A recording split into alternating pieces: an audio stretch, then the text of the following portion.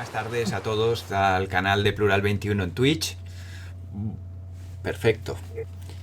Volvemos a estar aquí. Hoy venimos a hablaros de un tema que a mí me hace mucha ilusión, lo que a la vez me da un poco de respeto por no quedar mal y por no decir algo fuera de sitio. Entonces venimos a hablar del Ramadán, del mes del Ramadán, para ser más exactos y puristas. Y tenemos con nosotros a Marta Mardía. Bueno, Marta Mardía, perdona. ¿Cómo te presento, Marta? Bueno, Mardía, buenas tardes, José Luis. Buenas tardes. Muchas gracias. Yo creo que puedes decir Mardía, porque Mardía. Sí, Mardía tiene un parecido fonético muy claro con Marta y a la vez integra también a María, y para mí es como Mardía es la integración de Marta y María, así que Mardía es perfecto. Entiendo pues que eres musulmana. ¿Sí? ¿Es correcto decir esto? Sí, en sentido etimológico soy musulmana, sí. ¿Sabes lo que es, qué significaba musulmán en sentido etimológico? Dale, explícamelo tú.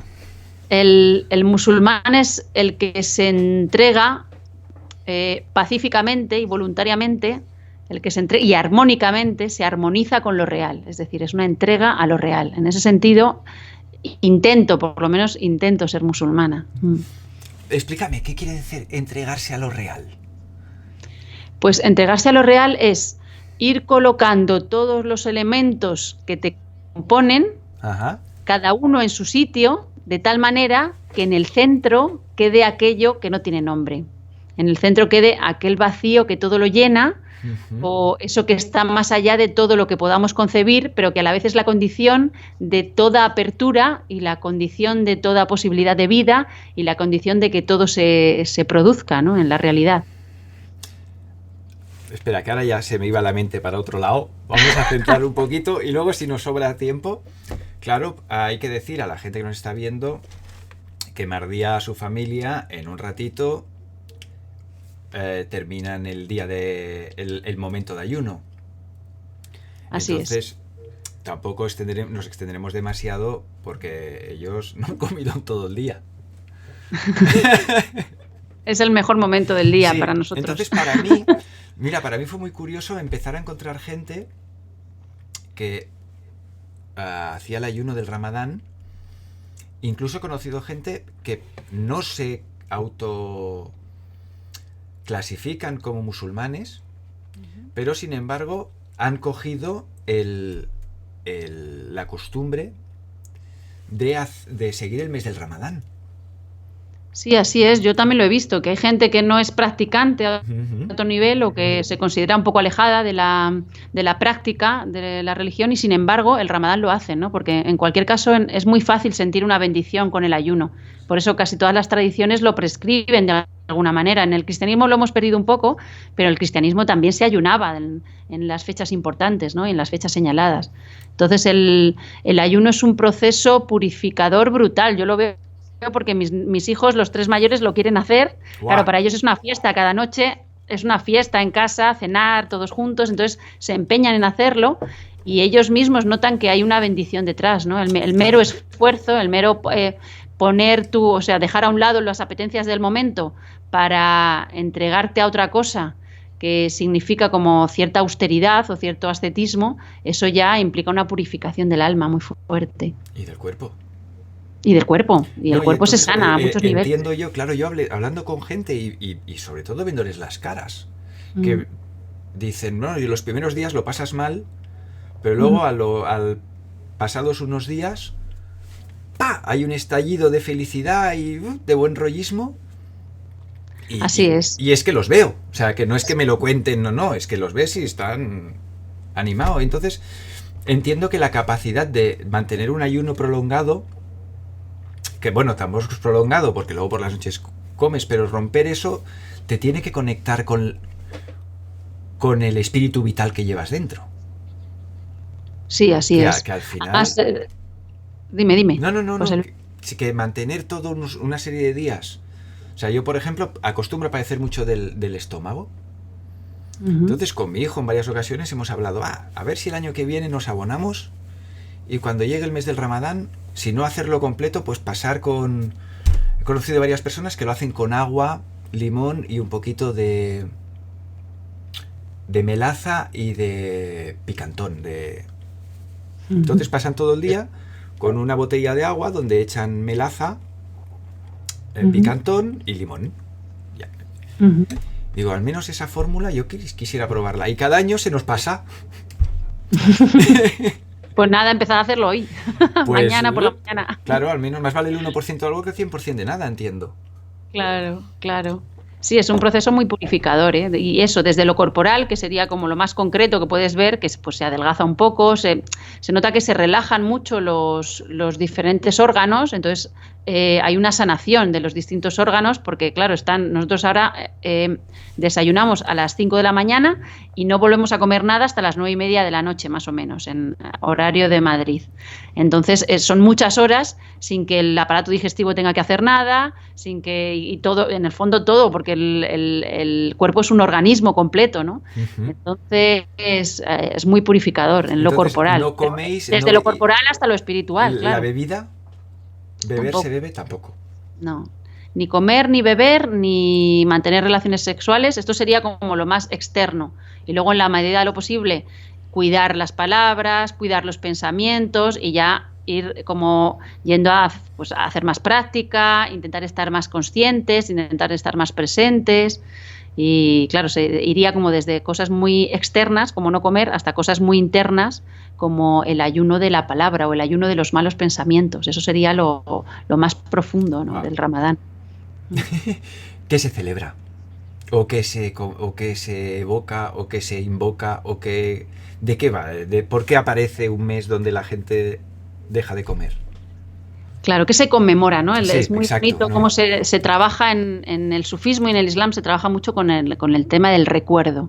Es necesario recordar algo. En este caso, lo que recordamos es que el profeta recibió la primera revelación del arcángel Gabriel, se produjo durante el mes de Ramadán. El mes de Ramadán es un mes dentro de los meses del calendario musulmán.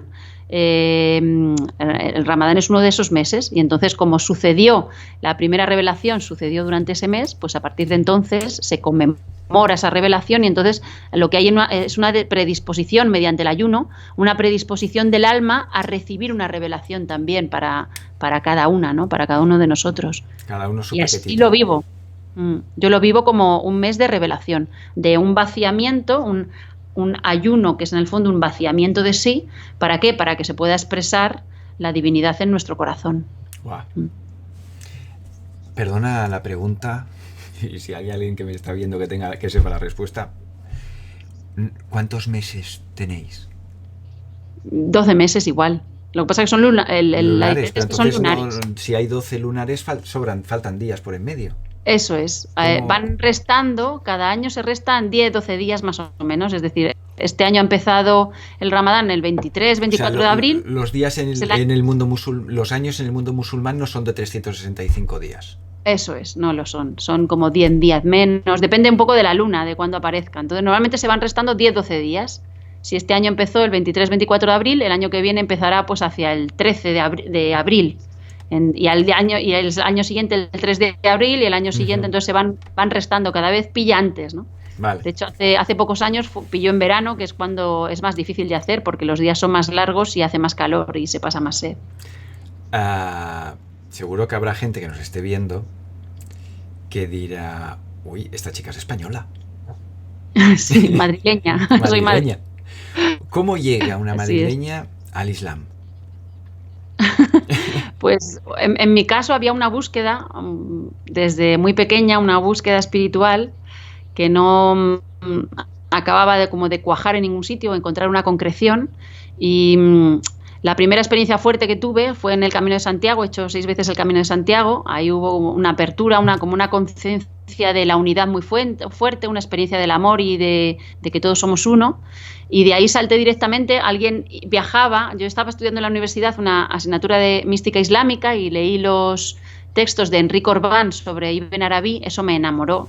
los textos de Enrique Orbán sobre Ibn Arabi me enamoraron, y conocí a un grupo de sufís, no me interesó demasiado, pero iban a ir a conocer a un maestro a Chipre, y yo tenía tiempo para hacerlo, y entonces, ¿cómo no ir a buscar? Te dicen que hay un maestro espiritual en una isla, en la isla de Afrodita o de Venus, y que ese maestro espiritual es capaz solo con su mirada de cambiar el rumbo de una vida o de sanar enfermedades, o una persona que está al servicio de los demás continuamente, y te dan la posibilidad, y cómo no vas a ir a conocerlo. Pues allí me fui.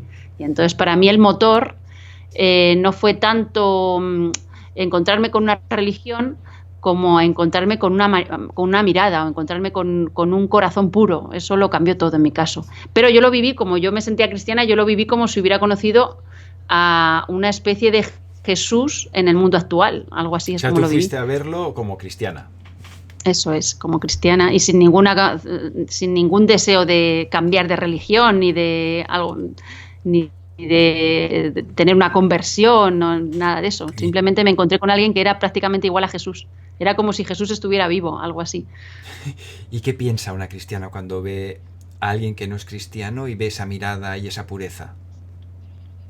A mí me rompió la cabeza, o sea, lo que me hizo es, me abrió el corazón y me rompió la cabeza. Entonces yo luego necesité muchos meses, años, para volver a recomponer mi identidad, por así decirlo, porque todo se puso patas arriba, ¿no? Todo aquello en lo que yo creía se cayó, pero se cayó porque entró una luz tan fuerte que lo que componía mi imaginario no dejaba que cupiera en él, ¿no? Algo así. Era demasiado grande para mi concepción del mundo. Entonces tuve que abrir mi concepción del mundo para dejarlo entrar, ¿no? Algo así. Ese fue el proceso que viví.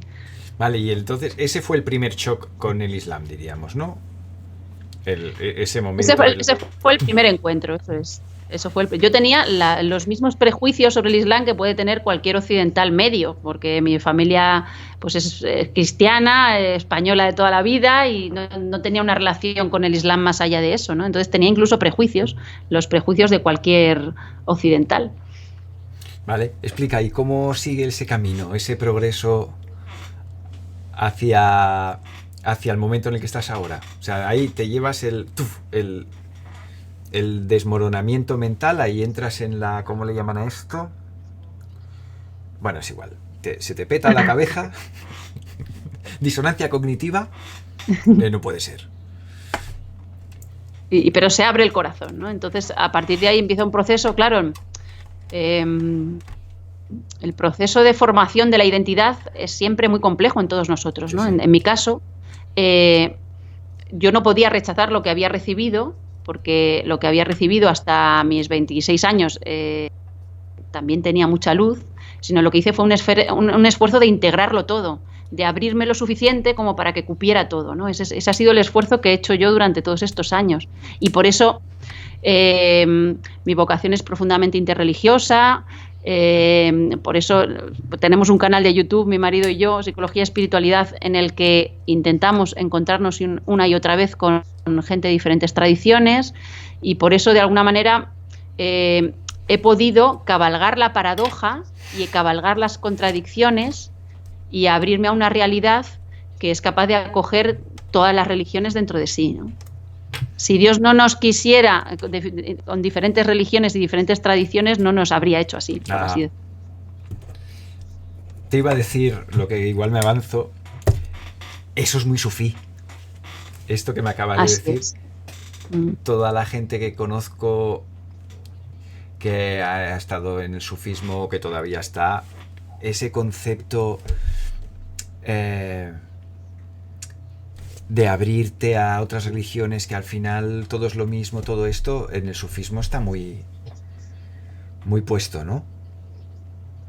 Sí, yo en ese sentido, para mí el modelo es Ibn Arabi, porque bueno, Rumi es un gran modelo, pero él era sobre todo un poeta.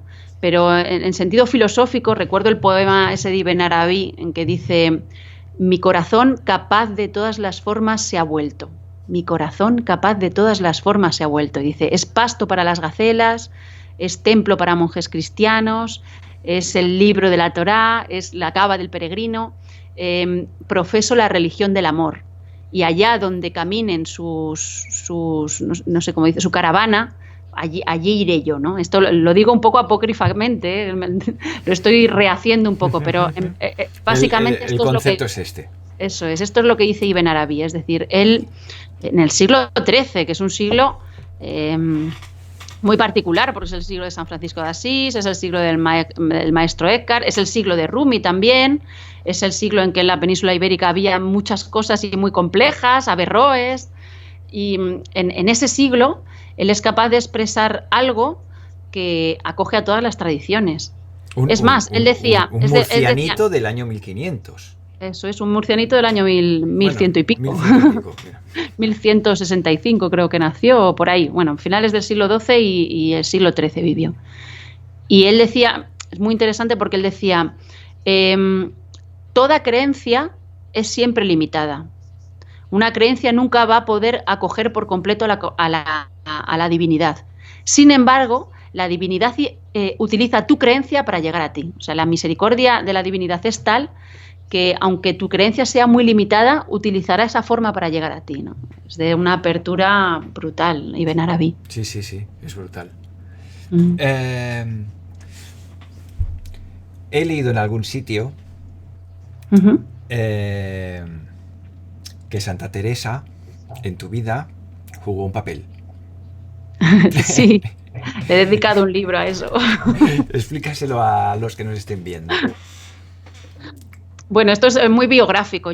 Cuando yo nací, mis abuelos, que eran de un pueblo de La Vera, de Cáceres, se fueron a vivir a Ávila, y entonces todas las navidades de mi vida las he pasado, hasta que fallecieron mis abuelos, las he pasado en Ávila.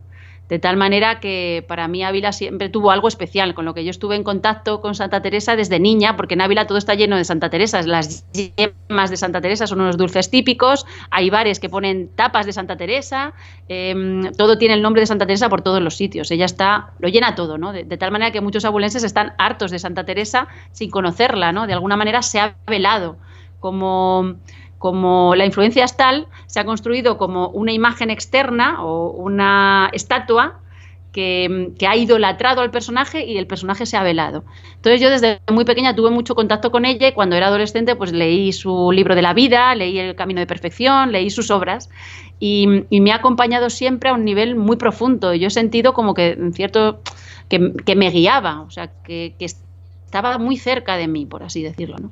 Y entonces, claro, todos sus libros que me alimentaban continuamente me llevaron hasta las puertas de un maestro sufí, y entonces, que es un maestro musulmán, y entonces ahí es cuando te planteas la paradoja, ¿no? La contradicción. ¿Cómo es posible que Santa Teresa, que era cristiana, católica, apostólica pura, cómo es posible que un santo de ese nivel y de esa tradición pueda de alguna manera, con su influencia, llevarme a una persona de una tradición totalmente distinta, ¿no? Entonces, claro, el trabajo que yo tuve que hacer para reconstruir mi identidad desde ahí, pues en realidad fue muy floreciente, ha sido como muy enriquecedor para mí.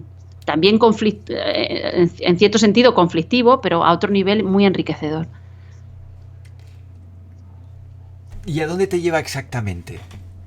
¿Cómo? Enseña el librito que andaba por aquí antes.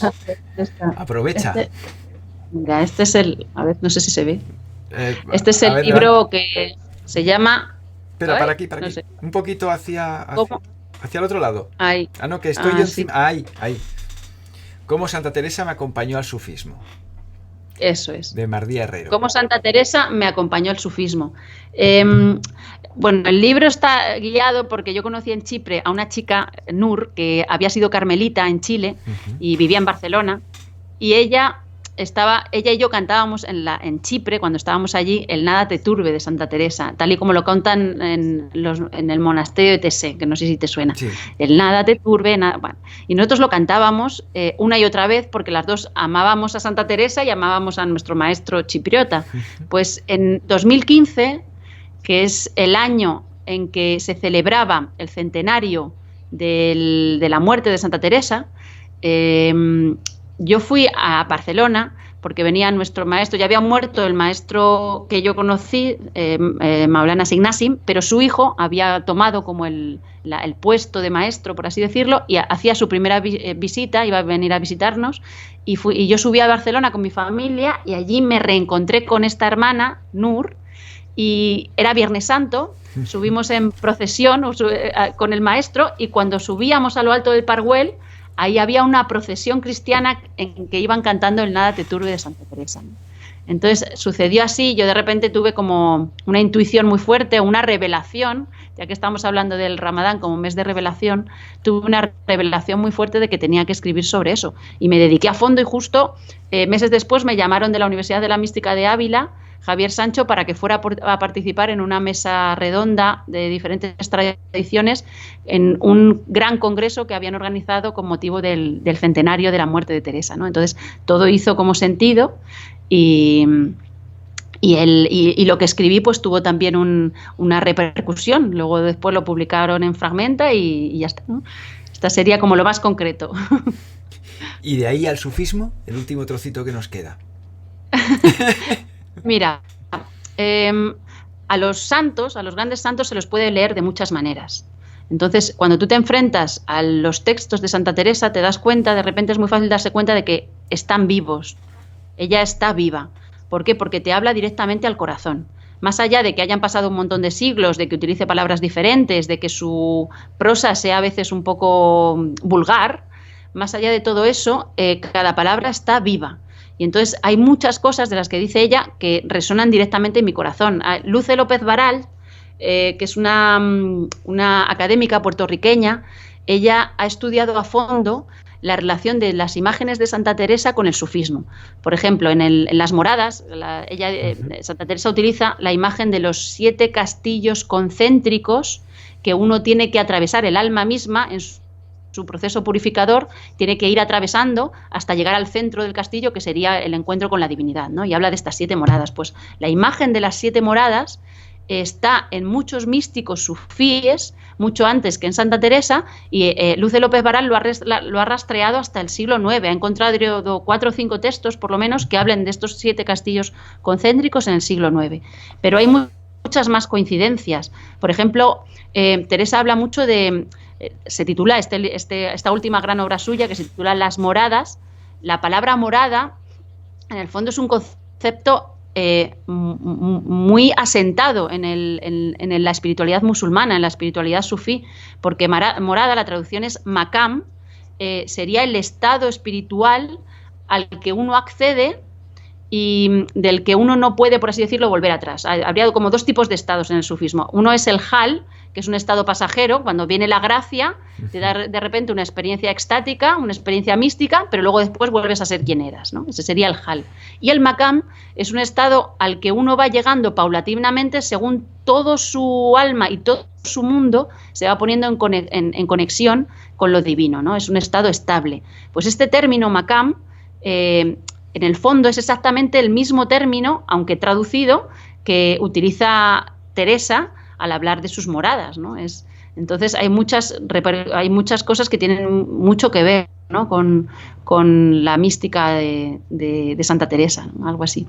Pero a la vez ella hay ciertos conceptos que para mí son claves y son universales. Cuando habla de la humildad o cuando habla del amor, ella dice, o cómo habla siempre desde una unidad, porque ella es capaz de ver que cada alma es diferente, cada alma necesita unas cosas diferentes y es capaz de reconocer la unidad en la diversidad, que eso solo lo logran los grandes místicos, ¿no? Y entonces te puede alimentar, seas de la tradición que seas, ¿no? Ahora he sido más concreta. Oh, yeah. ¿Qué es el sufismo? Bueno, el sufismo normalmente se estudia o se dice que es el corazón del Islam, o la rama mística del Islam. El aroma del por Islam, así decir. me han dicho a mí y me el encanta. Sabor del Islam. Islam. El sabor. Muy bonito, sí, es como el sabor de la espiritualidad. Yo creo que en el fondo cualquier persona que viva a fondo será sufí en ese sentido. Pero claro, sufís hay muy pocos. Yo estoy en búsqueda del sufismo, pero solo he conocido un sufí en mi vida, ¿no? que es el maestro que conocí. Un sufí es una persona entregada completamente a lo real y los demás pues somos aprendices. Sería un sufí realizado, ¿no? Entiendo. Eso es, un sufí realizado, eso es. Y sí te puedo decir que es un sufí porque lo he visto y he vivido cerca mucho tiempo, ¿no? Pues una persona que está completamente atenta las 24 horas del día, completamente al servicio de los demás y que solo está o en oración o en servicio, ¿no? Santa Teresa decía siempre, ella defendía que Marta y María, las hermanas de Lázaro, estuvieran unidas. Marta era la activa y María la contemplativa. Pues el sufí que yo he conocido es capaz de estar todo el día en oración o en servicio, ¿no? Y es capaz de hacer de que toda su vida florezca alrededor de eso, ¿no? Y se suele decir también que el sufí tiene un pie en este mundo y un pie en el más allá. Es decir, son personas que habitan hasta el fondo su dimensión concreta, su dimensión particular.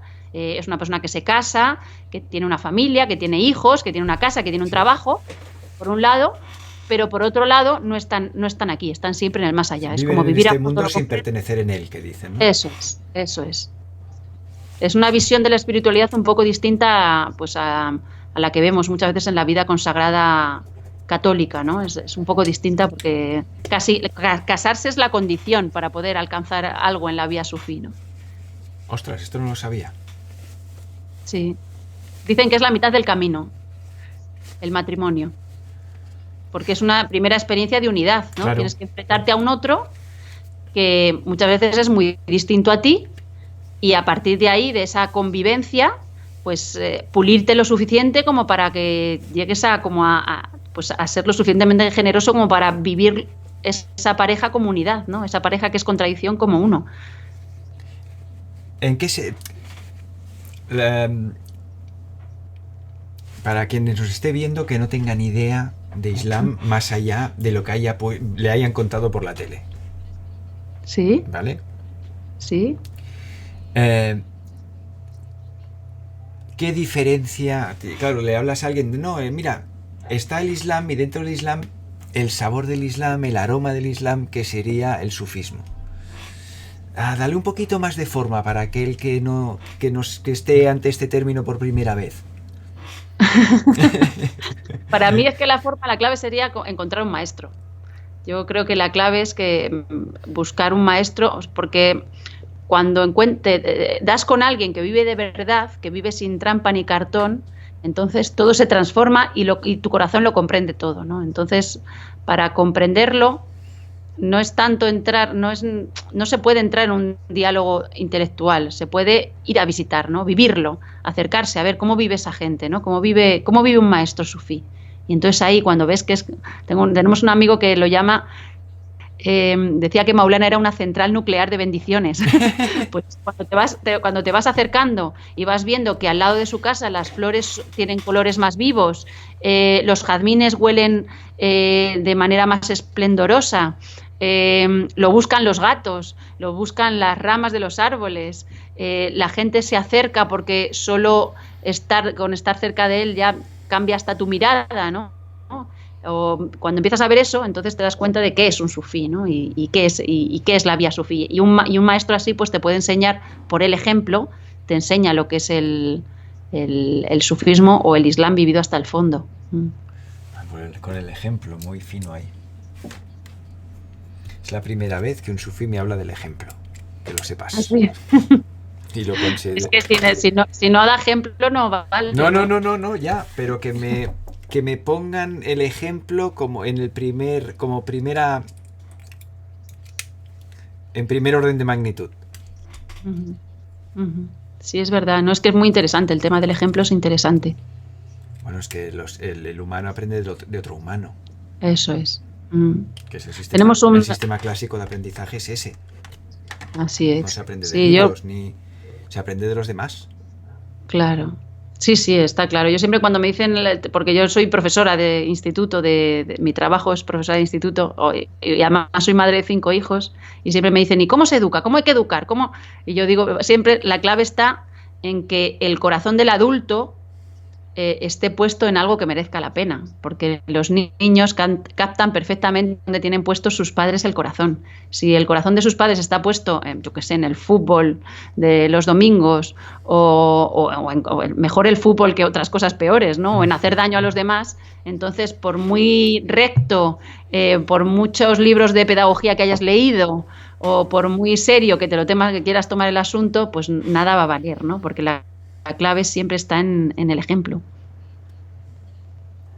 Ejemplo y sinceridad, las dos cosas. Sí, por supuesto.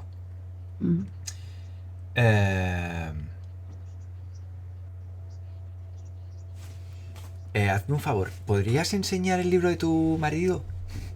¿Lo tienes ahí a mano? Sí, a ver si se ve.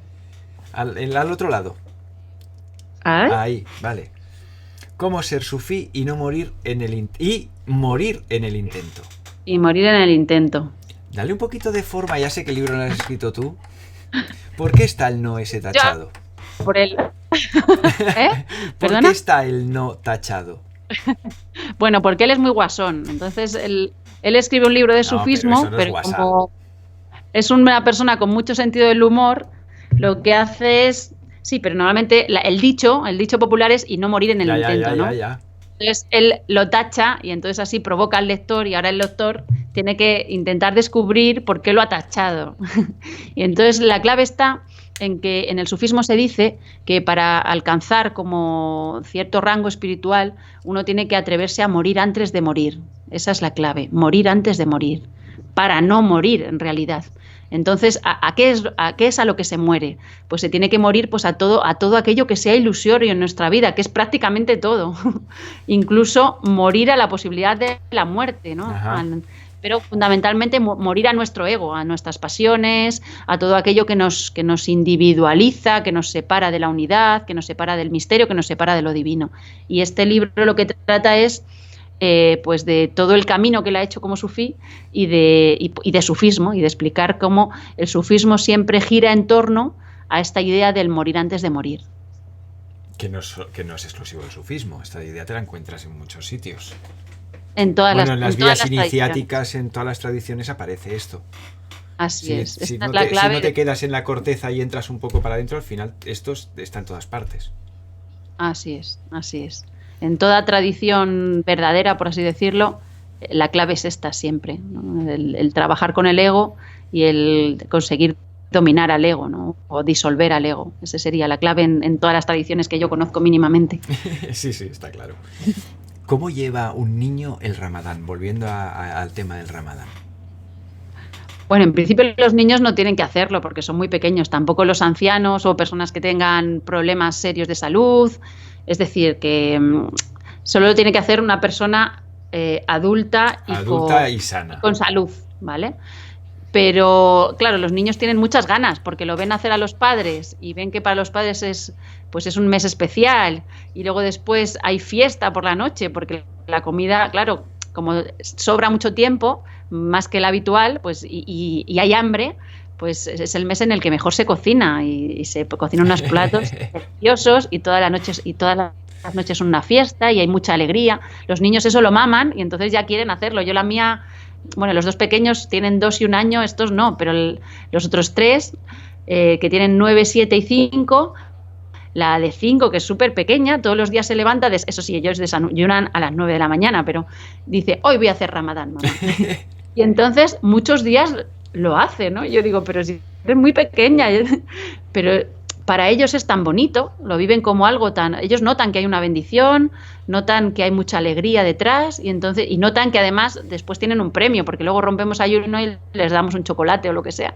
Entonces para ellos es muy especial, es un mes muy, muy especial, sí. Y ahora pisando la orilla de la actualidad. Claro, yo siempre había oído, o siempre tengo la idea de que por la noche, cuando ya cae el sol y se puede comer, que la gente se reúne y se hacen comidas con amigos y que todo es muy en grupo. ¿Habéis notado esa diferencia este año, supongo, no? Claro, este año el Ramadán es totalmente distinto.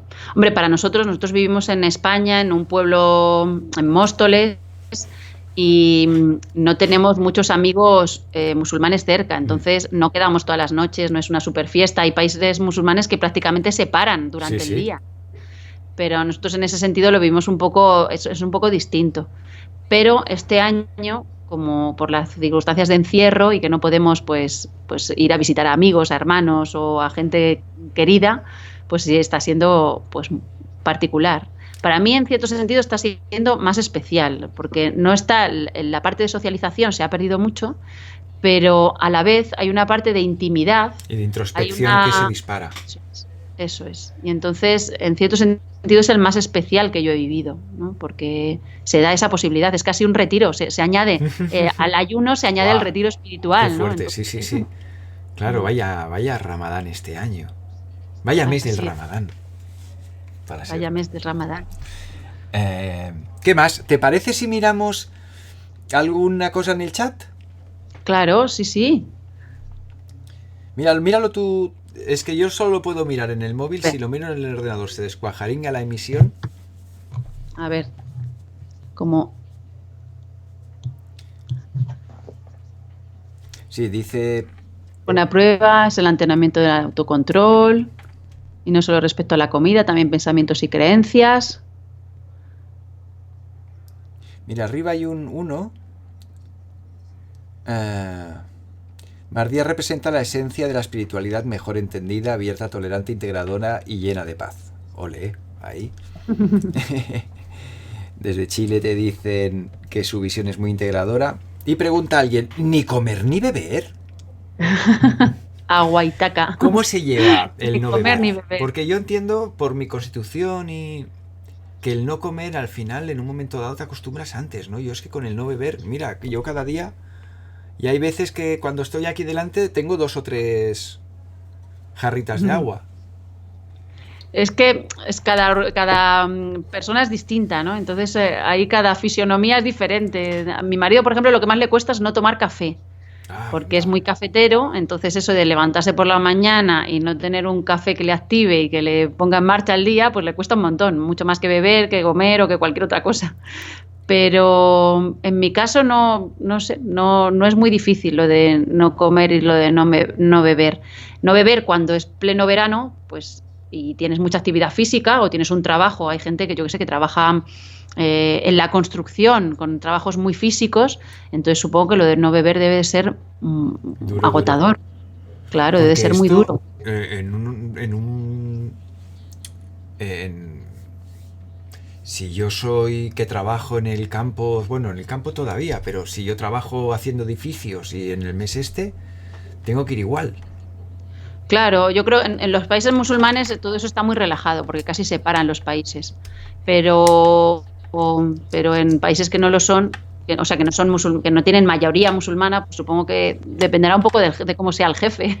O también se puede relajar el propio ayuno, ¿no? Porque claro, si no estás teniendo unas condiciones que lo posibiliten, pues entonces pues no ayunes, ¿no? Si no se puede. Ah, pero esto es normal. O sea, existe esa posibilidad de, oye, que si no se da la situación, no lo hagas. Hombre, en principio Que no una se persona sana y asocia. adulta puede hacerlo, ¿no? En principio una persona que no tenga un problema físico fuerte puede hacerlo, pero también si tienes un trabajo de sol a sol, es que también, digamos que lo primero es la misericordia divina, ¿no? Luego, mira, está aquí Rodrigo Quiroa. La verdad, haciendo ayuno he tenido muchas revelaciones y momentos hermosos, sanadores, incluso familiares. Pero también me he encontrado con varios de mis demonios. Eso cuesta. Bueno, claro, es que cuando miras Claro, hacia adentro te encuentras eso las es. Uno pepitas de oro se, y las de plomo. así es. Uno se predispone a recibir la luz, pero también a enfrentarse a la sombra. O sea, es revelador en todos En los todos los sentidos. aspectos, claro. Claro, y para llegar a la luz uno también tiene que mirar de frente todas las cosas que no le gustan de sí mismo, ¿no? Entonces también se te revela eso, se Sí, te sí. revela todo lo que tú eres. Se te le revela todo lo que tú eres y se te da, o sea, es como espejo, en el sentido de que ves claramente quién eres, y luego emergencia, en el sentido de que desde arriba viene como la misericordia y disuelve esa negatividad o esa oscuridad. Déjame que te haga una pregunta un tanto más profundica. Es de luna nueva a luna nueva, ¿no? Sí, de luna nueva a luna nueva. Entonces Desde que se ve un poquito la luna ya empieza hasta que... Vale, entonces hay un máximo, que es la luna llena, que fue el viernes pasado. Eso es. La luna llena es el medio de Ramadán. Yo entiendo... palabra que algún día lo haré, esto lo tengo clarísimo. Para la gente que estamos acostumbrados a hacer una autoobservación y hacer un trabajito interno y buscar las pepitas, o sea, en el mes del Ramadán ese trabajo está favorecido, pero es un trabajo que puedes ir haciendo cada día de tu vida. Así es. Entonces, en los momentos de luna llena y de luna nueva, ya en un mes normal y sin ser musulmán, en el momento que estás atento a ti, te das cuenta que hay movimientos muy fuertes ahí. Entiendo que estos últimos 3 o 4 días tienen que haber sido removiditos, ¿no? Porque ha sido la luna llena. Claro, así es. Sí. O sea, hay un ciclo de subida y bajada dentro del Ramadán, ¿no? Entiendo. Eso es. Y que eso es. Hay unos ciclos. En general, en el Ramadán se dice que los días más poderosos son los 10 últimos. Y en medio de esos días, además, hay una noche que es una noche especial, que siempre está como oculta, no se sabe muy bien cuándo es. Pero muchas veces los 10 últimos días hay personas que se meten en la mezquita y no salen de ahí. Se dedican todo el día a rezar y a recitar Corán y ya está, ¿no? Esa es una práctica también habitual. Porque... O sea, que los 10 últimos días empiezan mañana, hoy ya. Pues yo creo que hoy o mañana. Sí, me parece que acaba hacia el 23, acabará. Si la luna llena creo que fue el jueves pasado. Eso es, sí, hoy o mañana empieza ya los 10 últimos días. Así que... Qué envidia me das. Pues ya, pues eso no es tan difícil. No, hombre, pero... claro, ahora, desde el punto de vista alquímico, ahora hay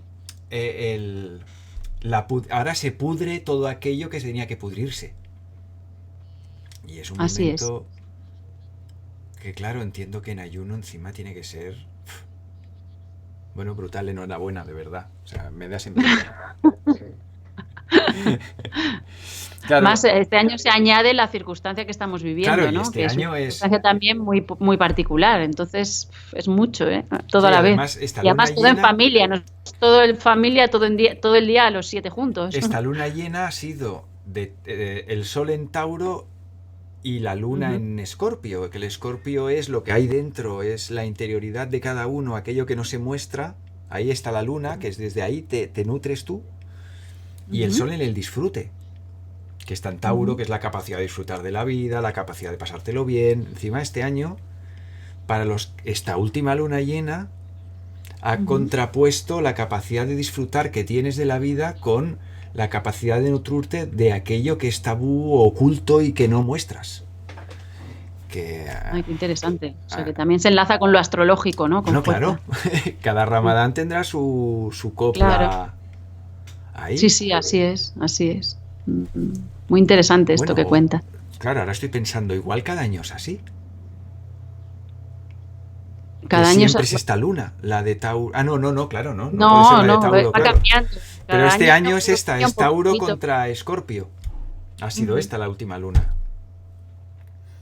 Y claro, juntas todo y dices, en ayunas, con el banquete de la noche que te deja sacar de dentro de ti ese Tauro capaz de disfrutar y el Tauro capaz de trabajar y ser, ahí no, yo lo que tengo que hacer es no comer durante el día, venga, pumba. Pero luego toda esa sensibilidad interna escondida dentro de uno mismo, que te la da Escorpio. Están entrando ganas, José Luis. No, ya las tenía, desde hace años, sin haber conocido. Yo estaba haciendo el doctorado y la autónoma firmó un acuerdo con el gobierno de Túnez y el de Marruecos, y entonces en cada laboratorio había o un marroquí o un tunecino o un argelino. Y claro, yo nunca había visto un musulmán. Yo los veía por la tele y de golpe, entro a trabajar en un laboratorio que, había ahí un Mohamed incrustado en el laboratorio de al lado, Said en otro laboratorio, tal, Entonces, claro, empecé a verlos, empecé a ver su Ramadán, que yo tenía la imagen de que el Ramadán, vaya palo para ellos, y que todos lo disfrutaban muchísimo. Y ahí ya dije, uy. Y luego ya empecé a conocer sufís y a conocer españoles que hacían el Ramadán, y ahí ya desde entonces, que hará como 7-8 años de esto, que cada año me digo, el año que viene no se me escapa, el año que viene no se me escapa. O sea, que el año que viene lo hago. Di que sí. He podido hacer... A ver, espera. Sí, ¿ves?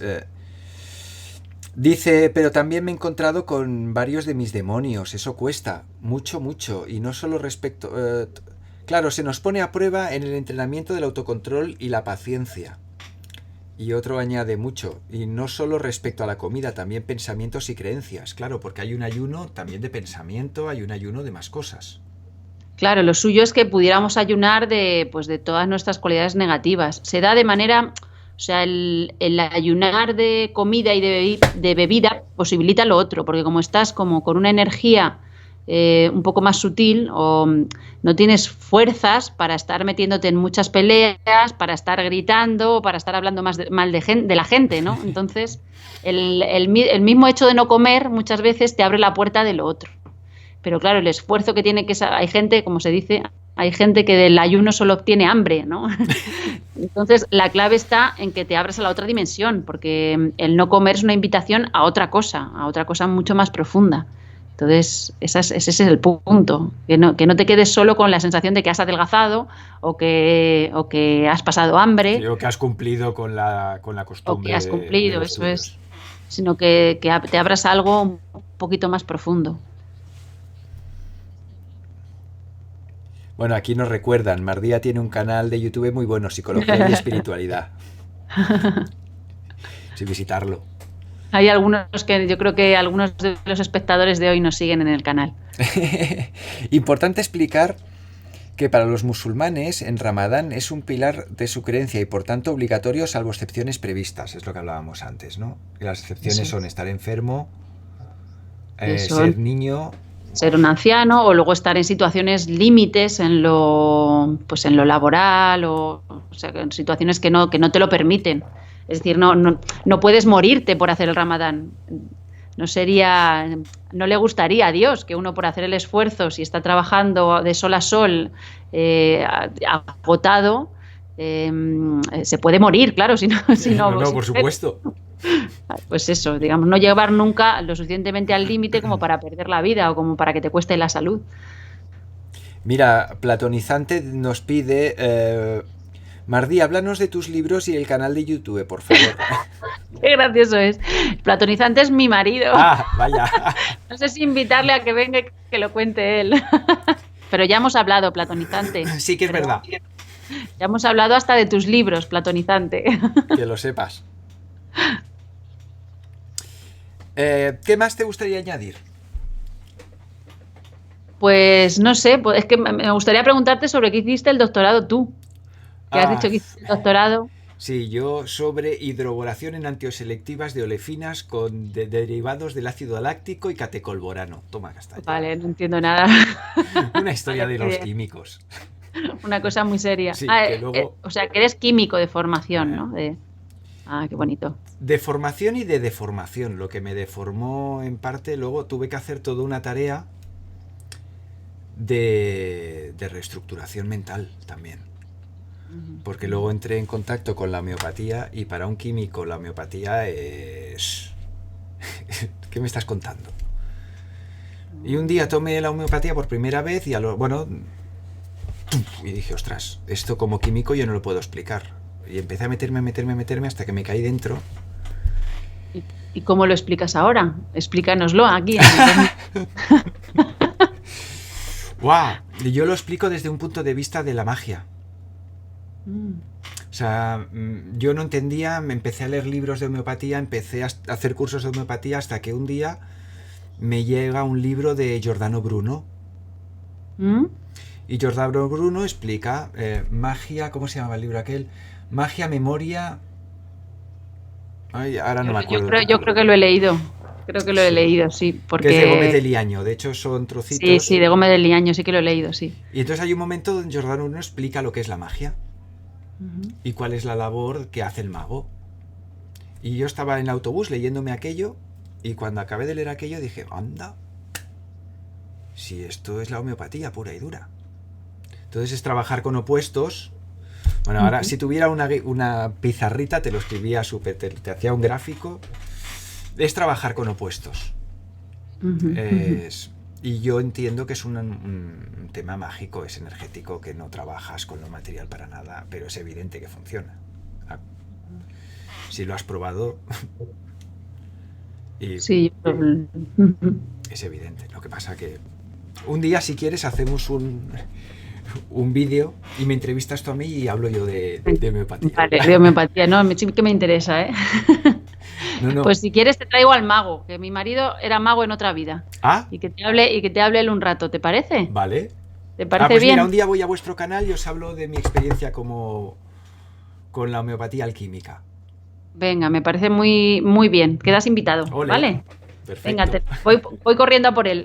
Que te hable de su canal y de su libro. Vale, venga, tráelo. Hasta luego. Chao.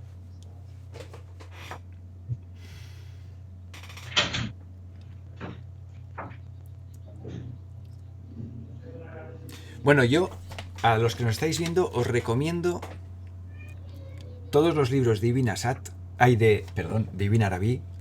Es difícil encontrarlos, pero todavía se encuentran y en PDF los podéis bajar. Hay páginas donde está toda la bibliografía de Ibn Arabi en PDF, o prácticamente toda. Y si alguien se quiere adentrar un poquito en el sufismo, meter la naricita en el Islam, en Ibn Arabi, yo os recomiendo esta serie de televisión, El viaje a la tradición mediterránea. Hemos pasado esta serie en plural con su director y presentador 3 o 4 ocasiones. Si alguien quiere copias, que vaya al Facebook de Viaje a la tradición mediterránea o que pase por plural, que hay copias del libro y del DVD. Y la verdad, es un caramelo, es un bomboncito los episodios que hablan del Islam, del sufismo y de Ibn Arabi. Para mí es lo mejor de la serie. Os lo recomiendo a todos. Hola. Hola. Muy buenas, caballero. Buenas. Me pilláis así en una encerrona que yo ya estoy con el pijama, para... Bueno. Vamos de presentadores de televisión que van vestidos trajeados de arriba y por abajo con pijama. Eso está bien. Eso es. Con las bermudas, llevo las bermudas de flores. Oye, tú también eres español. Sí, yo soy español. ¿Cómo llega un español? Tú también eres español. Bueno, yo soy íbero. A mí... Ajá, vale. Soy íbero. Me gusta más que español. Uh-huh. ¿Cómo llegas tú al Islam? Pues sí, porque un español no debe llegar al Islam, ¿no? Y más cuando en España tenemos 8 siglos de Islam, ¿no? De alguna manera los musulmanes también somos nosotros, ¿no? Igual que nos vemos como celtas, como íberos, como tartesos, como romanos, fenicios, griegos, y todas estas identidades podemos acogerlas sin ningún problema y sin contradicción. ¿Por qué no vamos a acoger también los 8 siglos, ¿no? Prácticamente, o 8 siglos largos incluso de Al-Ándalus, y más viendo que la historia, algunos de los momentos como más ricos de la historia, sobre todo de Andalucía, ocurrieron dentro de Al-Ándalus, ¿no? Que era como la punta de lanza cultural, ha sido un primer renacimiento europeo que se estaba produciendo ahí. Así que yo creo que el español debe ser musulmán también, todo español, ¿eh? Me parece que lo razonable, si no estamos negando una parte de nosotros mismos, que sería algo así como, psicológicamente hablando, como proyectar sombra, como negando fuera algo que no somos y entonces vuelve en forma de monstruo, que yo creo que ahora a nivel político es lo que está pasando, que el Islam está volviendo con en los imaginarios, que es lo que a mí me interesa, en política no me meto, pero sí que de repente tiene una imagen deformada y monstruosa, y es el mismo mecanismo que se da en psicología cuando uno reprime o no quiere ver o quiere rechazar cierto aspecto de sí mismo, ¿no? Entonces me parece a mí que esto es lo que ahora está pasando. De todas maneras, lo mismo se podría preguntar a un cristiano, ¿por qué un español es cristiano? ¿No? Si realmente todas las tradiciones, que Cristo era de Burgos, Jesús nació en Valencia. No te hago la ola, ¿eh? Ya con la respuesta que me has dado antes, ya... ¡Hola! Hola. No, es verdad. Pero la gente por la calle, cuando ve un español practicante del Islam, se te queda así mirando y te dice que este. De todas maneras, como te habrá explicado Mardia, nuestro Islam es muy particular, porque nos interesa el Islam no como una religión. Yo no me considero perteneciente a ninguna religión, yo no tengo religión, sino que lo que busco es liberarme de toda religión para someterme a la voluntad divina o a la realidad divina. Y yo creo que el mensaje original de todas las religiones, o lo que ahora ya se ha compactado como una tradición o como una religión, sería ese. Hombre, entonces, lo que no quiero es apuntarme a un club. Yo ahora me tengo que apuntar al club exclusivo de ser musulmán y me dan mi carnet de musulmán. Eso me espanta. En el Corán no aparece la frase de quien adora una religión comete pecado de idolatría. Claro, y además el profeta continuamente está diciendo que no hay que seguir una religión porque la siguieran los padres, sino más bien acabar con toda religión de hecho, por eso él vacía, ¿no? Las religiones serían como los ídolos que había en la Kaaba, ¿no? Entonces él simbólicamente vacía la Kaaba, que representa el corazón también. Hay muchos hadices del profeta que hablan de que la Kaaba es el corazón, y el corazón la Kaaba, la casa de Dios, y entonces lo vacía de toda idolatría, ¿no? De todas las religiones, ¿no? De los dioses de las diferentes tribus y grupos que iban a la Meca, que era como una especie de centro casi neoliberal capitalista de la época, en cierto sentido, para dejarlo limpio y vacío. También es un revolucionario. Es que el Islam es lo más revolucionario que hay y a la vez lo más tradicional, ambas cosas, ¿no? Se da esa fusión de contrarios. Y entonces, igualmente, ¿no? Yo creo que ser musulmán es no tener religión, precisamente. Y el que tiene una religión no está siendo musulmán. También en la palabra islam y musulmán me dan problemas porque el profeta las utiliza porque son palabras normales en el árabe corriente de su época. Mientras que cuando hablamos ahora de ellas parece efectivamente algo extranjero. Uy, un español musulmán. Si el islam es una palabra árabe. Claro, precisamente, ¿no? ¿Cómo traducirías islam? Perdona que te corte. Yo, armonía. Me parece que es la mejor traducción y hay muchos arabistas que lo apoyan, ¿eh? No es una voladura solo mía. Armonía o como mucho entrega, una entrega armónica, porque como sabes el árabe funciona como todas las lenguas semíticas con raíces trilíteras. Entonces la raíz SLM tiene como salam, salim, aslam, sulam, aslama, que significaría, no están todas relacionadas. Y cuando un árabe dice islam, a la vez en su cabeza, ¿no? Como una constelación, aparece todo esto, ¿no? Todas estas alusiones que tendrían que ver con paz, entrega, serenidad, escalera, ascensión, armonía de conjunto. Entonces yo, viendo que la palabra sumisión, que sería más bien taslim, ¿no? o istaslama, no sería exactamente islam para mí, pero no es el mismo sentido en que un occidental dice sumisión y agita como ciertos monstruos en nuestro imaginario, sino más bien yo diría entrega a lo real o armonización, armonía de conjunto o unidad incluso de conjunto. Yo creo que esta sería mejor traducción. Así, de hecho en mi libro, que dice Mardia que ya he hablado de él, ¿no? Cómo ser sufí y morir en el intento. Sácalo, que lo tienes por ahí abajo. Tirando de varios arabistas. Al final yo llego a esta conclusión, ¿no? Hago un análisis etimológico del término y llego al final a la conclusión de que sería la mejor traducción.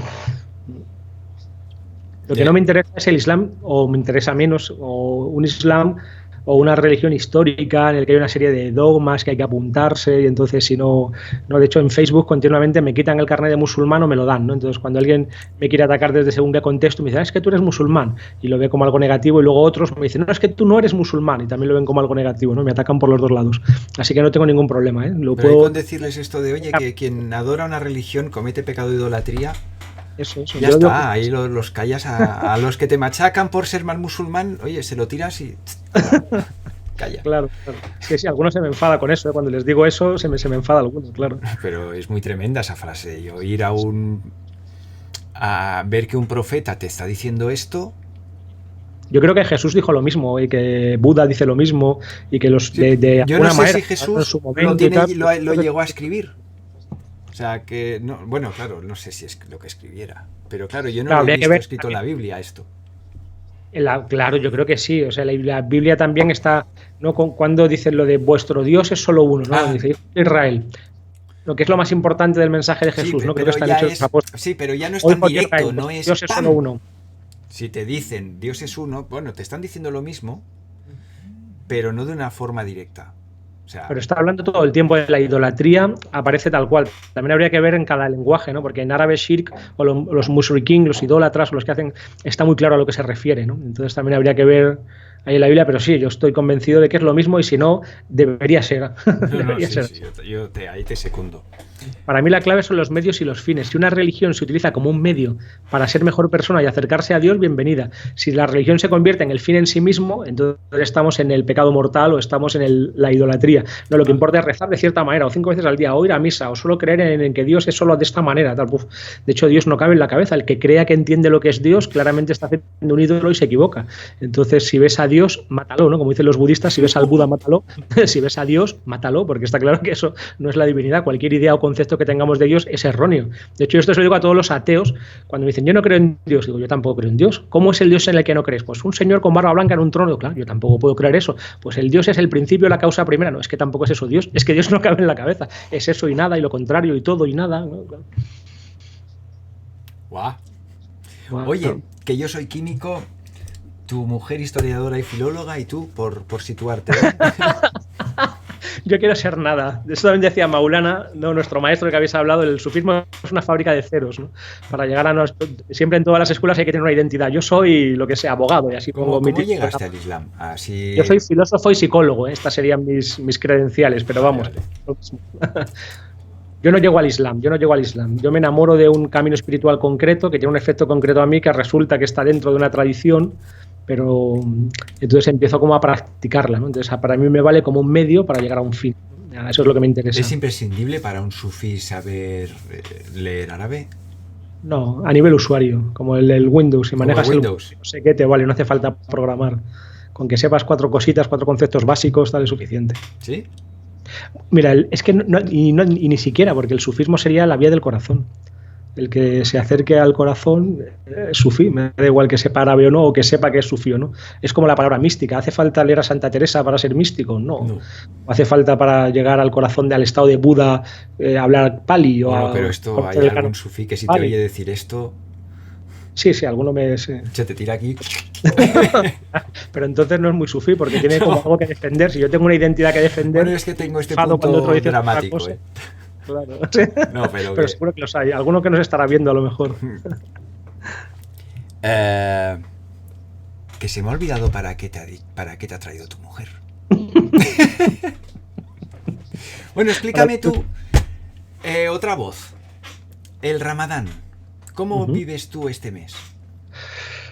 Mira, pues Mardiá te habrá hablado de la belleza luminosa del Islam, de la Ramadán y cómo le llegan las revelaciones al corazón. Yo lo paso un poco mal, sin embargo, siendo sincero. A mí me cuesta un poquito más que a ella. No es no comer y no beber, me parece que lo ha comentado antes, ¿no? Yo soy muy cafetero, yo me tomo 5 o 6 cafés al día, tengo ahí una cosa que mirarme, tengo una idolatría al café, entonces eso me lo tengo que mirar. El Ramadán me ayuda a mirármelo. De hecho, yo con los 5 niños y con todo, hay días que soy incapaz, porque no puedo no dormir, no comer, tal, entonces lo hago como puedo, ¿no? Que me parece la manera correcta. Perdona, estos últimos 10 días del mes del Ramadán, en los que hay una noche, ¿qué sucede en esta noche? Laylatul Qadr, la noche del decreto o del poder, fue la noche en la que le fue revelado las primeras ayats, o en algunas otras tradiciones el Corán entero, digamos, ya comprimido, al profeta Muhammad. Entonces, dentro de una de estas últimas 10 noches puede haber una mega epifanía, diríamos. Eso es. Se dice que la Laylatul Qadr está oculta, escondida en las 10 últimas noches de Ramadán. No sabemos nunca cuándo es, pero hay como algunas pistas para buscarla, ¿no? Que suele ser una de las noches impares, porque Dios es impar y ama lo impar, ¿no? Como dice un hadith. Suele ser un miércoles, suele ser en torno al 27, tal. Entonces no está claro, ¿no? Nosotros, en la tradición sufí, confiamos en que nuestro maestro sí lo sabe de alguna manera, que él tiene la capacidad de ver el no visto, el gaib, la realidad espiritual, y entonces él sí que ve cuando llega esta epifanía o esta apertura especial, y entonces confiamos en él. Pero en teoría, ¿no? Los que siguen así de una manera estricta la Sharia o el fiqh, no se sabe, ¿no? qué día es, ¿no? ¿Llega siempre? No. Sí, cada año hay una Laylatul Qadr, y hay incluso una sura del Corán que es Laylatul Qadr, ¿no? La noche del poder o la noche del decreto. Anda, qué interesante. Esto es la primera vez que oigo este concepto. A ver, no soy pero vaya, yo me doy cuenta que conozco mucho más del Islam que el entorno que me rodea, en general. Es algo que era nuevo para mí, es la noche esta... Sí, Qadr significa tanto poder o decreto como también destino, lo llaman a veces la noche del destino, o la noche, ¿no? del poderoso, ¿no? Donde todas las cosas se ordenan, ¿no? También, ¿no? Donde el año se ordena. Sería el equivalente a que llega Gabriel y a ti en particular, por haber hecho el Ramadán, ¡tac!, te da tu pildorita.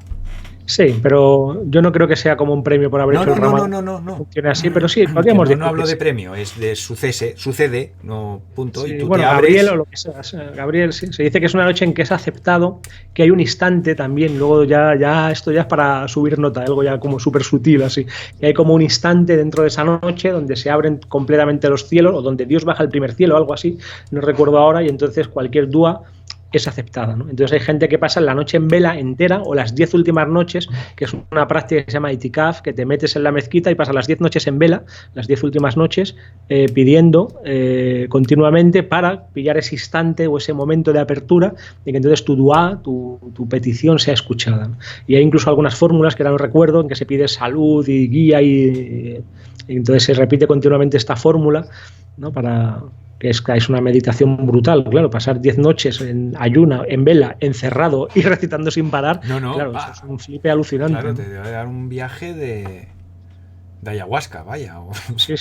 Yo la primera vez que fui a un zikr, a una meditación sufí, me quedé flipado con todo y vi a gentes con turbantes, cosas rarísimas, y todo me echó para atrás, pero la experiencia interna que tuve me recordó mucho a la ayahuasca. Yo pensé, joder, esto ayahuasca sin ayahuasca, aquí hay que investigar un poco, ¿no? Y así empecé a interesarme. No, es que el Islam, podríamos decir, gracias a la ayahuasca. Mira, al final te lo he sacado. Sí. Y claro, el tema de los cánticos. Claro, esto yo solo me lo he encontrado con el Islam. Yo cuando oigo cantar a sufíes o musulmanes en general, hay una entonación, una cadencia en el canto. Hay una poesía, aunque tú no entiendas el árabe, yo no entiendo nada. Para mí es... Pero sí que tiene un acompañamiento que se entra hasta el tuétano. Es brutal eso. Claro, eso es. Sí. Yo es que creo que el árabe es como una lengua sagrada, como el hebreo, bueno, como sí, el sánscrito. No entonces tiene algo que no es convencional, no es una lengua convencional, sino que hay algo en el que se dice desde la propia tradición que el árabe genera curva, que es algo así como cercanía espiritual con lo divino, que tiene esa cualidad y que es una lengua en la que el sonido está cerca de la cosa, ¿no? Que yo digo, por ejemplo, la verdad verdadera, lo real, entonces utilizo una palabra árabe que es haq, ¿no? Entonces de repente... El sonido está cerca de la cosa, qué bueno. Claro. Hack, ¿lo ves? Suena como como algo indubitable, cierto, seguro, tajante. Hack, ¿no? Así, entonces incluso los sonidos abstractos tienen como esta cualidad, ¿no? Por eso decir Allah no es lo mismo que decir Dios, ¿no? Porque la sonoridad de Allah contiene ya, para la propia estructura del árabe, pues una resonancia especial, un mantra especial, etcétera, ¿no? Y que además, bueno, es que un día alguien me dijo que Allah era la mínima cantidad de tiempo es el respiro. Sí, la última letra es una entonces respiración. Me decía, fíjate que es Allah, que es Allah. Y claro, pam. También es el latido del corazón. Allah. ¿Ves? Esta no me la habían dicho. No, y muchas cosas más. Hay libros enteros sobre el significado de Allah, con dos L's y un silencio en medio. La segunda es más corta que la primera es abierta y la segunda es más cerrada, la H aspirada, bueno, está llena como de secretos ahí, ¿no? Sí, te puedes pasar horas con una sola palabra. Sí. Pues no sé, llevamos 1 hora y cuarto, en media horita tenéis que comer. Si quieres, sí, hay 20, sí, más o menos. Si quieres añadir tú algo, no sé. No sé, es que ¿cuál es el sentido de tu canal? ¿Qué quieres ofrecer tú a la gente aquí en Plural? Mira, yo te digo lo que yo quería ofrecer. Uy, ahora sí me está viendo Luis. Yo tenía el tema de que a mí lo que más me interesó de Plural fue el contacto con la tradición. Uh-huh. Porque yo no tenía ni idea de lo que era la tradición, tenía idea de lo que era la salud, tenía idea de lo que era la conspiranoia, tenía idea hasta que doy con Plural y me encuentro con la tradición. Y un día en una conversación con Luis Botinas me dice: José Luis, tú no puedes andar por el mundo tal y como eres sin tener claro lo que es la tradición y sin disponer de una herramienta para diferenciar el trigo de la paja. Eso. ¿Y qué es la tradición? Tienes que leer a Guénon, me dijo. Vale, claro. ¿y este quién es? No, un tío de 1914, 20, yo te recomiendo este y este. Me leo a Guénon y la cabeza me hizo ¡pumba! Un clásico eso, ¿eh? Sí. Bueno. Es Abdelwahid Sirajuddin, ¿no? Me parece que es un nombre musulmán, ¿no? Sí. Y claro, leo a Guénon y de golpe entiendo 1000 cosas que no había entendido antes. Y entonces empieza a interesarme, hasta que llego al Islam, que de todo lo que yo conozco me parece muy próximo, sobre todo el sufismo, al budismo. Lo que el budismo está en el Himalaya, que es en la otra parte del mundo, y esto nos rodea. Por como tú has dicho antes, el Islam, que un español diga ¿qué haces tú de español siendo del Islam? Pues eso, Dios, si ha estado el Islam, que es algo que es nuestro. Pregunta, ¿eh? Pero por ejemplo el budismo, que nos pilla en principio mucho más lejos, te pregunta, ¿qué haces siendo ¿y cómo budista? En español? Y tampoco se utiliza esta palabra tan fea que es conversión. Me he convertido. ¿Pero que me he convertido en qué? Si yo sigo siendo el mismo tonto de siempre, que me ha cambiado el ADN o me sale un tentáculo. Al contrario, ¿no? Es volver además es justo antiislámico, porque en el Islam la teoría es volver a la fitra, a la propia naturaleza original, no es desconvertirse más bien, ¿no? Sí, la inocencia inicial. Eso, volver a la inocencia, a la fitra. Entonces, yo quería... ¿Tú eres budista más bien entonces? ¿Tú te mueves más bien en ese ámbito? Empecé a simpatizar con el budismo hasta que me llegó hasta que conocí el sufismo. Ajá. Entonces dije, yo no soy budista, soy sufí a mi manera, ¿sabes? Porque al final no encontré demasiadas diferencias entre uno y otro y dije, me tengo que yo paralelizar con una cultura que está en a tomar por saco. Y hay aquí una cultura que sí, básicamente es lo mismo y que es nuestra, que está por aquí alrededor. Y entonces yo pretendía hacer un apartadito cada semana sobre tradición. Pues hablar con alguien del mundo musulmán, del mundo cristiano, del mundo de la simbología, de tocar estos temas, lo que al final el día a día te arrastra. Y lo primero que he hecho así en contacto con la tradición es lo que hemos hecho tú y yo. Bueno, con vosotros. Ajá, anda, qué bonito. Sí, porque al final dije, ostras, tengo el Ramadán encima. Y no voy a hablar del Ramadán, no puede ser. Y entonces hablé con la gente plural y dije, oye, no puede ser que no se hable, que con la excusa del Ramadán traigamos a alguien que nos hable del Islam, que, no sé, me parecía que era mínimo. Entonces estrenáis vosotros...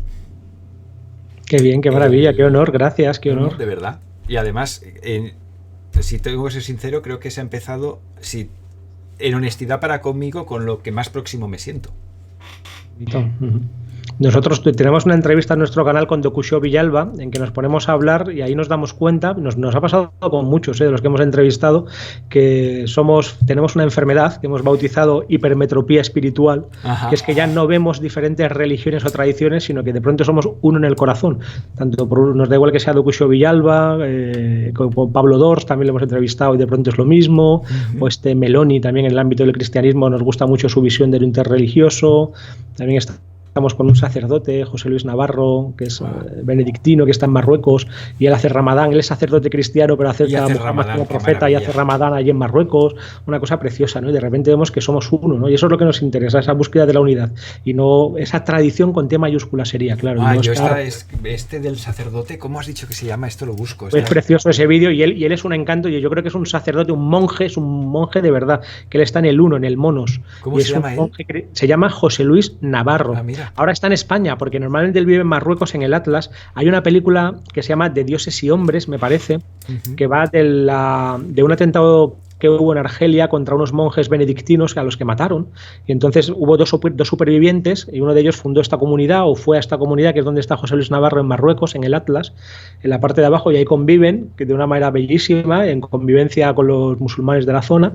Entonces ellos hacen Ramadán, y los musulmanes a veces van a misa con ellos, porque les consideran también como... Él lo explica muy bien en el vídeo. Si buscáis en el vídeo veréis que bonito. Es que otra de las cosas que a mí me chocaron es que más o menos hasta el año 1200, 1300, el Islam era entendido como una secta, como una derivación del cristianismo.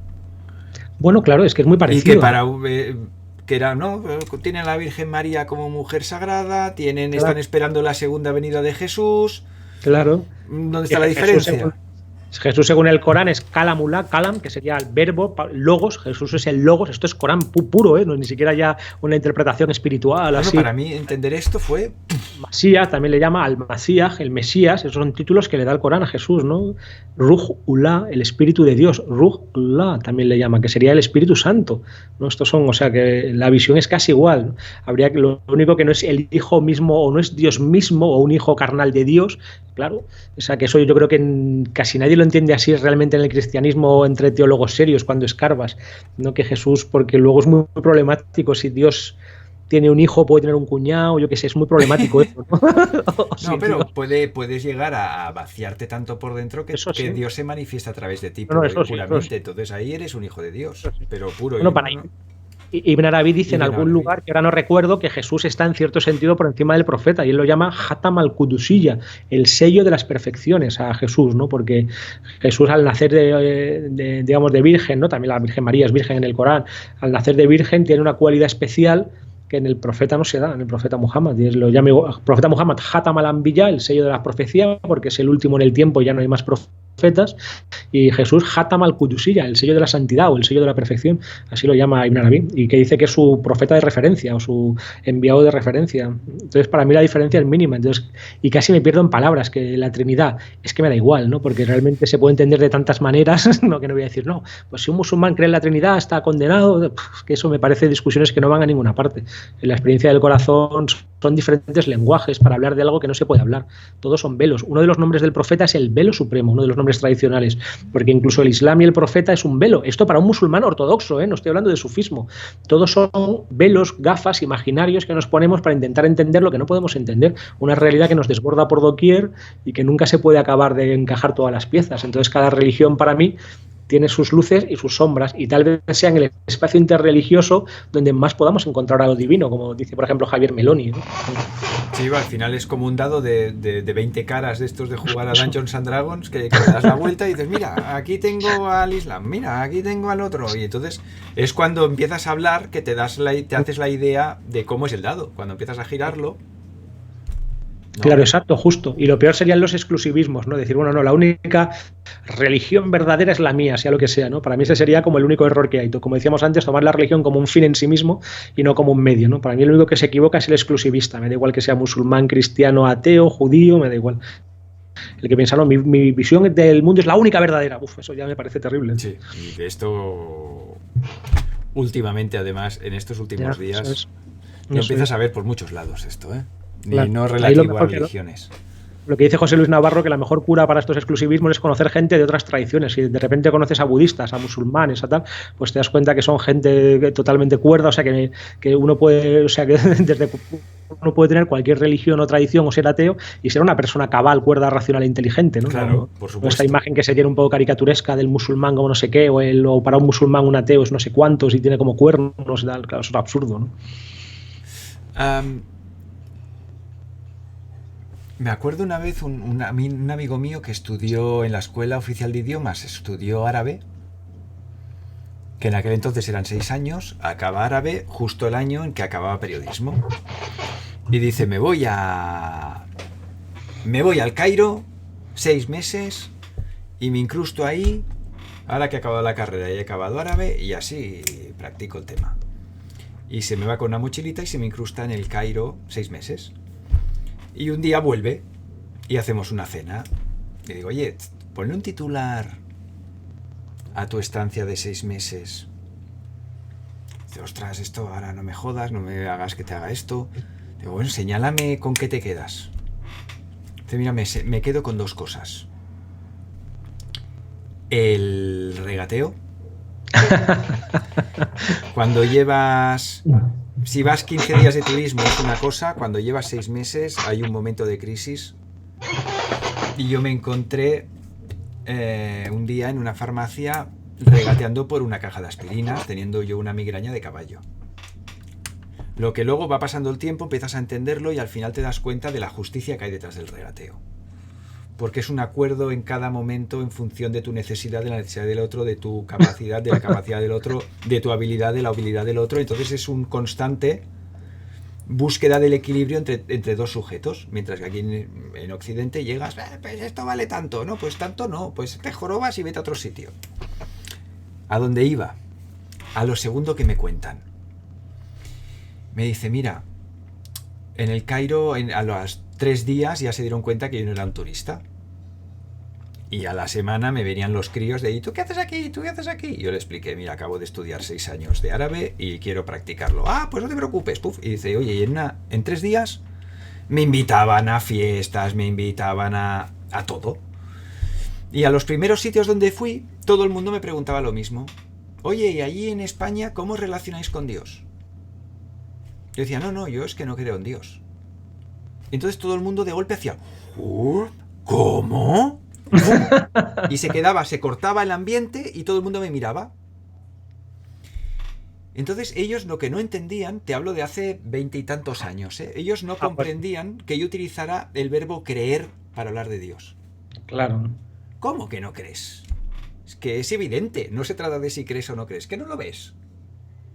Y al tío tardó semanas en entender lo que le estaban diciendo. Y para él fue un shock darse cuenta de que hay lugares donde nadie habla en términos de creer o no creer en Dios, sino de...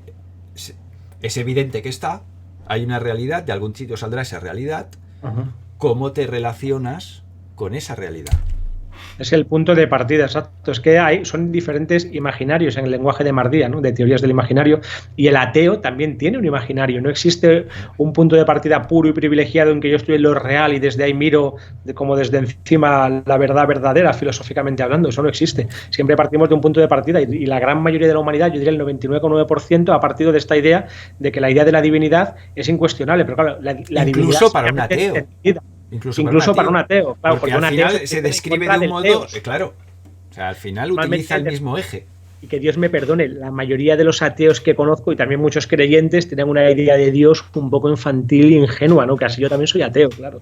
Porque yo le digo, es que Dios no existe. Claro que Dios no existe. Para casi toda la teología medieval, que es la buena, Dios no existe porque es el ser. Existir es existir, estar fuera del ser, estar sujeto a las dinámicas del mundo creado, del mundo manifiesto, en el que todo nace, muere, cambia, se transforma. Y Dios no es eso. Dios es la condición de posibilidad de todo eso, en cualquier caso. Es el ser que no cambia, no existe, ¿no? Entonces, hay todos unos debates así muy bizantinos en teología medieval, tanto cristiana como musulmana, sobre si Dios está, existe, y más bien el acuerdo es que Dios está, pero no existe. Eso es más que un punto teológico.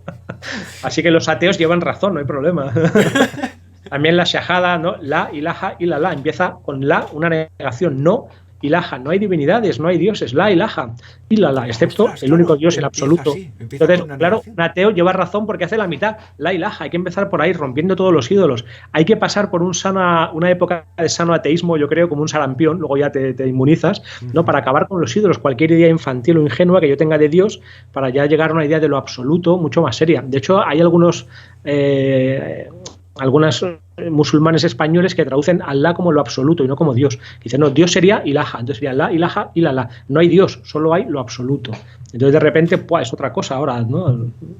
¡Guau! ¡Qué potente esto! Esta noche ya tengo para meditar. Yo lo que quiero es merendar, no meditar. Venga, ya acabamos, tranqui. Entonces, vamos a ver si hay algún... Oye, te quiero hacer una pregunta yo a ti. Dime. ¿Por qué haces esto en Twitch, que es una plataforma que yo no conozco, en vez de, yo que sé, en YouTube o en Facebook, que es lo que hizo la mayoría de la gente? Porque si lo hacía en YouTube, tenía miedo de que me caparan. Ah, vale, claro. Y claro que puede pasar, porque ahora conocemos un montón de amigos que le están cortando canales. De hecho, cuando antes hablabas de homeopatía, ya me da miedo llevarte al canal, porque de repente te cierran el canal si hablas de homeopatía y cosas así. Hay que tener cierto cuidado. Sí, y entonces pensé, mira, vámonos a Twitch.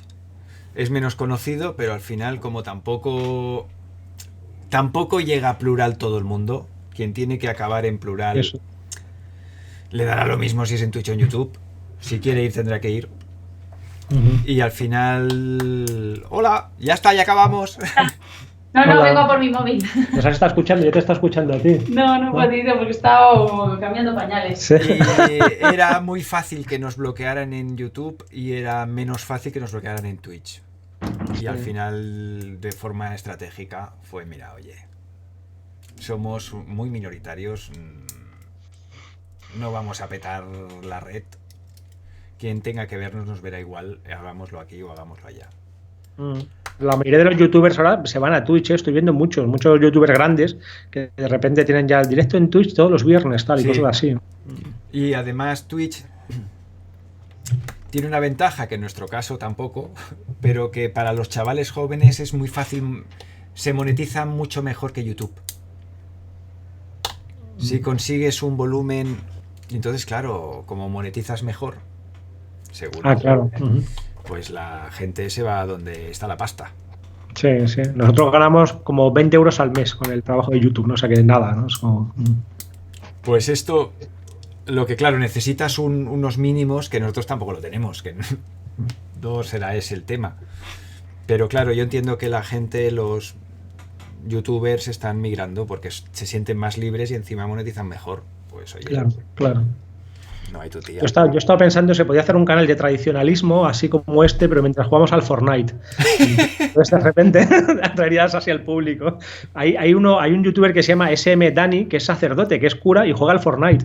Y de repente tiene 500.000 de seguidores, tal, y mientras juega al Fortnite, habla de Dios y de Jesús. Sí, entonces, yo a lo mejor yo voy a hacer algo parecido. Me pongo a jugar a un videojuego y mientras se llama SM Dani. Sí, y tiene en YouTube de repente lo peta. Sí. ¿Y es un Fortniteero? Sí, juega a videojuegos, o sea, es como un YouTube, es como un cura gamer, pero que utiliza, yo creo, un poco el gamer como excusa. Sí, entonces es un youtuber grande, tiene cientos de miles de seguidores y hace eso, sí. Qué barbaridad. Y seguro que está también en Twitch, sí. Está bien, tú al final tienes que llegar. Claro.